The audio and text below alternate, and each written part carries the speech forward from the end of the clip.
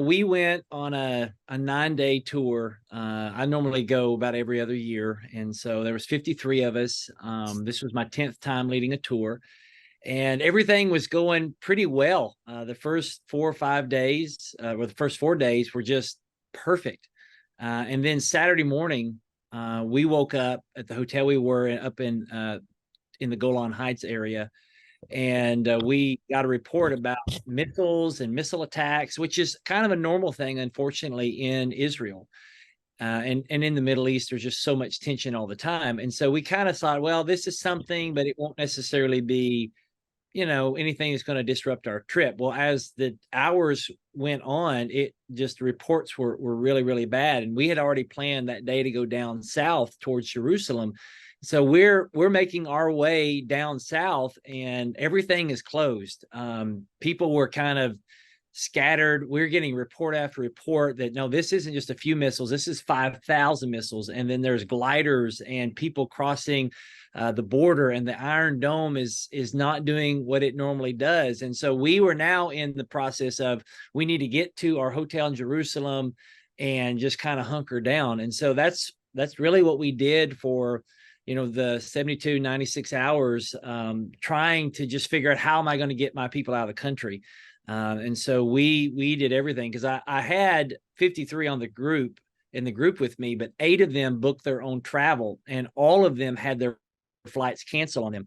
And so I was on the phone with 4 different congressmen, people that I know around the world. Literally, I'm a part of an international board. And so we have contacts all over the world to kind of figure out what we can do. And it was just a surreal moment. And then we hear the air raid sirens, and then we go hunker down into a bomb shelter. And so these are things they don't necessarily teach you in seminary. And this is definitely a first. But that's what was reality. And you would hear the booming, and you would hear even at night some gunshots in certain areas.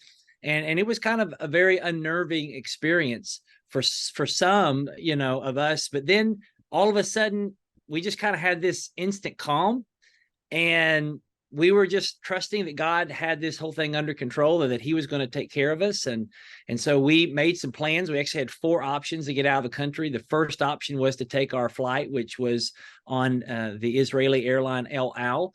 That was what we were hoping would hold, because all other American domestic companies had stopped, all international. It's really just El Al and a few kind of regional airlines were going.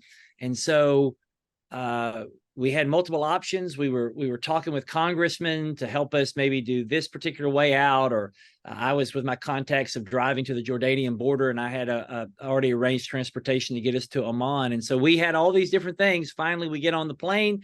Thursday, it was terrible. The airport, it took almost 4.5, 5 hours just to check our luggage in, because security and everything was just at a 10 level. And we just continued trusting God, got through security, got on our plane, and went home. And there was just a sense of relief. But it was a very surreal moment. From our perspective, when we're looking at what's happening in Israel and with the Palestinians, a lot of people want to make this about religion. And more than it is religious, this conflict has been going on for millennia. But this is a people issue. These are broken people that are trying to find solutions through political means, through military means, through different types of things. And as of a Christian, this is just a symptom of living in a broken, fallen world, and people are trying to find a solution for their own brokenness by their own way. And as a Christian, the only way for true peace is to know the Prince of Peace, who is Jesus. And that's what we're called to pray for. Like this Sunday, we'll be praying, having a special time in our service, praying for the peace of Jerusalem, which the Bible commands that we should do. But we know that only true and lasting peace is going to come when people have a personal relationship with Christ. And so that's my perspective.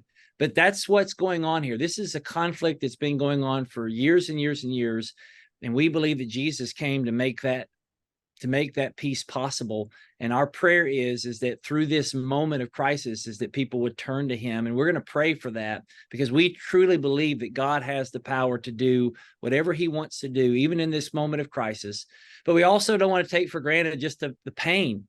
This is not an illusion. There are some horrific things happening both to Israelis, but also to Palestinians. And we can't negate the reality of pain and of evil.